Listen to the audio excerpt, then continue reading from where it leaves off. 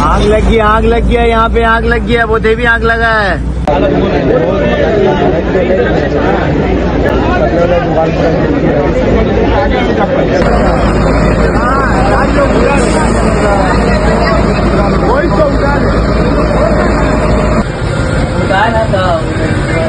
अभी घंटा लगे।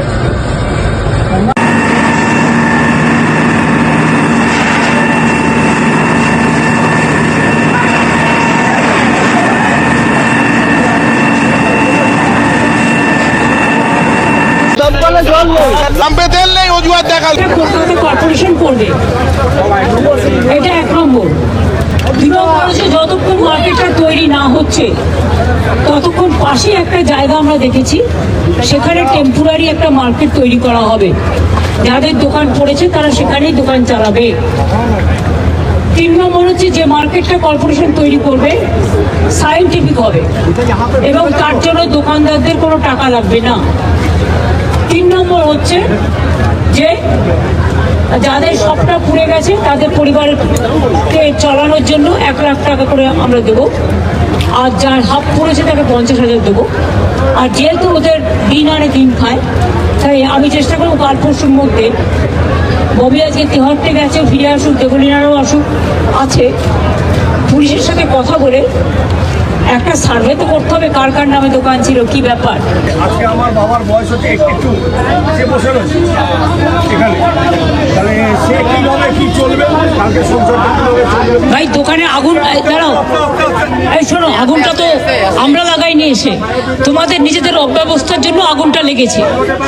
এখন যেটা গভর্নমেন্ট করতে পারে, গভর্নমেন্ট নয়া বিল্ডিং করে দেবে, নয়া মার্কেট করে দেবে বিনা পয়সায়, তোমাদের পয়সা লাগবে না, যার জন্য তোমরা চিন্তা করছো। দুই হচ্ছে আমরা টেম্পোরারি মার্কেট, টেম্পোরারি যতক্ষণ নতুনটা না হচ্ছে টেম্পোরারি মার্কেট তৈরি করে দেবে এবং যাদের যাদের দোকান ছিল, যাদের পড়ে গেছে, হ্যাঁ তুমি টেম্পোরারি দোকান করছো তো, তোমাদের টেম্পোরারি করে দেওয়া হচ্ছে তো একটা জায়গায়। কতক্ষণ লাগবে? 6 মাস লাগবে। কে বলেছে তোমায়? আমি বলছি 3 মাস লাগবে। তুমি সব ঠিক করবে? 3 মাস চলবে। কে ভাই তুমি? ভাই 3টে দোকান সৌগত, তোমার দোকানে আগুন লেগেছে, আমরা তো সিম্প্যাথেটিক, গভর্নমেন্টেরও তো কতগুলো প্রসিডিওর আছে। ममता লাগিয়েছে, वो मेयर ही कराया, टीएमसी ने कराया। वहाँ वो जमीन वो प्राइवेटाइजेशन करेगा, ये नहीं होने देगा। कल सुबह मैं जा रहा हूँ उस पर। 1 লাখ টাকা ক্ষতিপূরণ ঘোষণা মমতার, এবং উদয়পুরে অগ্নিকাণ্ড করবে না, জমিটা কালিম গ্রুপকে দেবে, রিলায়েন্সকে দেবে। হাইকোর্ট থেকে রায় দিয়েছে মমতা, আজকে হাইকোর্ট থেকে রায় হচ্ছে। আপনারা জানেন যে খিদিরপুরে 1300 দোকান পুড়ে একদম ছাই হয়ে গিয়েছে। 1300 দোকানের যারা মালিক তারা কান্নাকাটি করছে, এবং শুভেন্দু অধিকারী এটা কি বললেন যে মমতা মাল নিয়েছে। কি মাল নিয়েছে আপনারা বুঝতে পেরেছেন তো? মমতার প্ল্যানিং আপনারা বুঝতে পেরেছেন? বুঝতে পারেননি তো বুঝবেন। শুভেন্দু অধিকারী বললেন মমতা মাল নিয়েছে, ওই জায়গাটাকে খালি করে দিয়ে একটা গ্রুপকে দেওয়া হবে, সেই গ্রুপটার নাম হচ্ছে কালিম গ্রুপ। এই কালিম গ্রুপ কার ঘনিষ্ঠ আপনারা জানেন আপনারা যে কার ঘনিষ্ঠ ওই কালিম গ্রুপ, তাকে দেওয়া হবে কনস্ট্রাকশন সাইট, যে সেখানে কনস্ট্রাকশন বা বিল্ডিং তৈরি হবে। এবং মুখ্যমন্ত্রীর বক্তব্য আপনারা শুনলেন যে সবাইকে দোকান করে দেওয়া হবে, তাহলে কি এটা মুখ্যমন্ত্রী আগেই ভেবেছিল যে আগুন লাগিয়ে জ্বালিয়ে দেব, আর সব জ্বালিয়ে দিয়ে ধ্বংস হয়ে যাবে, আর এমনি তো খালি করতে পারবো না, সবাইকে তো সরাতে পারবো না, আগুন লাগিয়ে জ্বালিয়ে দাও, জ্বালিয়ে দিয়ে সবাইকে সরিয়ে দিয়ে কালিম গ্রুপকে জায়গাটাকে দিয়ে দাও, মাল নিয়েছি যখন দিতে তো হবেই। শুভেন্দু অধিকারী বললেন, এটা আমার কথা না, শুভেন্দু অধিকারী যে কথাটা বলেন একদম কিন্তু ফেলে দেওয়াও যায় না। প্রিয় দর্শক, আমি নয়ন রায়, আপনারা দেখছেন হাবড়া টিভি। দর্শক, কারো পাচারটার সুযোগ নেই, পাচারটা আসেনি। অথেন্টিক পিওর বাস্তব রিয়েল কথাটা বলছি, যেটা সত্য সেটাকে স্বীকার করতে হবে, অন্যায়ের বিরুদ্ধে প্রতিবাদ করতে হবে। অন্যায়ের বিরুদ্ধে আমাদের প্রতিবাদ চলছে, চলবে। তবে আপনাদের বলবো চ্যানেলটা সাবস্ক্রাইব করে পাশে থাকুন, সঙ্গে থাকুন। দর্শক, এবার পয়েন্টে আসি। কলকাতা খিদিরপুরে 1300 দোকান পুড়ে ছাই হয়ে গেল, এর জন্য দায়ী কে? এর জন্য দায়ী পশ্চিমবঙ্গ সরকার, মমতা ব্যানার্জি এর জন্য দায়ী। যদি বলেন কেন, দোকানদার যারা ছিলেন তাদের বক্তব্য আপনারা শুনেছেন, নিশ্চয়ই তাদের বক্তব্য আপনারা শুনলেন যে একটা এমার্জেন্সি সার্ভিস, ফায়ার সার্ভিস যেটাকে বলা হয়, সেই ফায়ার সার্ভিস তাদের সঙ্গে নাকি তেল নেই, তেল পাম্পে নাকি তেল নেই। জল তুলবে গঙ্গার থেকে, পাম্পে নাকি তেল নেই। তাহলে রাজ্যটার কি অবস্থা ভাবুন, যে একটা এমার্জেন্সি সার্ভিস, সেখানে বলা হয়েছে তেল নেই। মানে এখানে আমি দুটো প্রশ্ন তুলবো।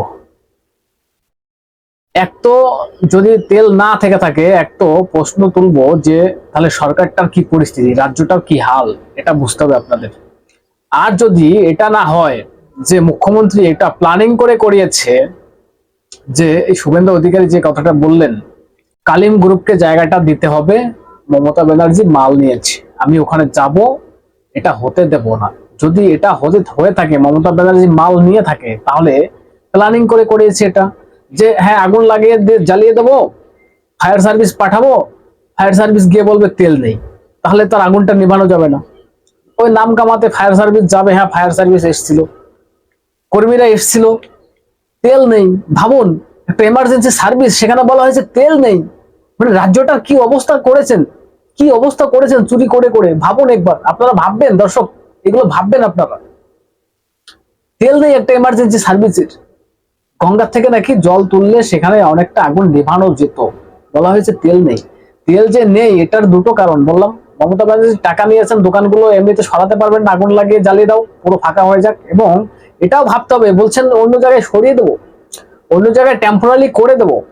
মানে এটা কি প্ল্যানিং করাই ছিল নাকি? জায়গা কি রেডি আছে যে অন্য জায়গায় শিফট করে দেবো দোকানগুলো? এবং দোকান মালিক যারা আছেন, তাদের যারা ফুল দোকান পড়ে গিয়েছে তাদের 1 লাখ টাকা করে দেওয়া হবে, এবং যাদের আদা পড়েছে তাদের 50,000 টাকা করে দেওয়া হবে। আর এমার্জেন্সি 10,000 টাকা করে দেওয়া হবে যাদের সংসার চলছে না, যারা আছেন নিম্ন একদম, যারা দিন আনেন দিন খান, কলকাতাতে তো এমন আছেন রোজ ইনকাম করেন রোজ খান, তাদের 10,000 টাকা করে দেবো। মানে এই 10,000, 20,000, 50,000, 1 লাখ টাকা দিয়ে কিন্তু খালাস, নাম কামানো শেষ। যে দিয়েছি, সরকার দিয়েছে।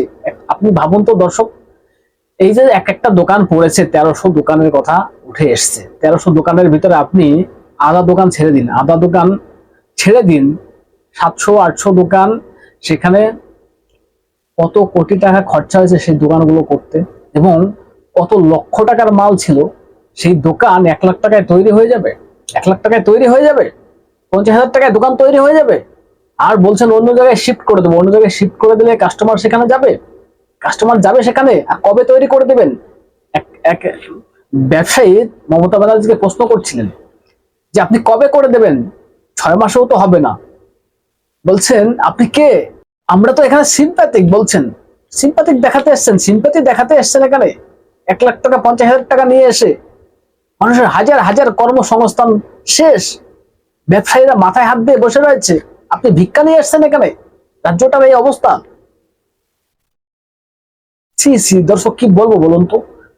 শুভেন্দু অধিকারী বললেন আমি ওখানে যাচ্ছি, এটাকে হতে দেব না। মমতা ব্যানার্জি মাল নিয়েছে, কালিম গ্রুপকে দিতে হবে। কালিম গ্রুপ কার, মানে কার ঘনিষ্ঠ দর্শক জানেন আপনারা?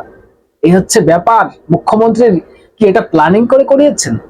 তাহলে কি এটা প্ল্যানিং করে করিয়েছেন যে আগুন লাগে জ্বালিয়ে দাও, জ্বালিয়ে দাও?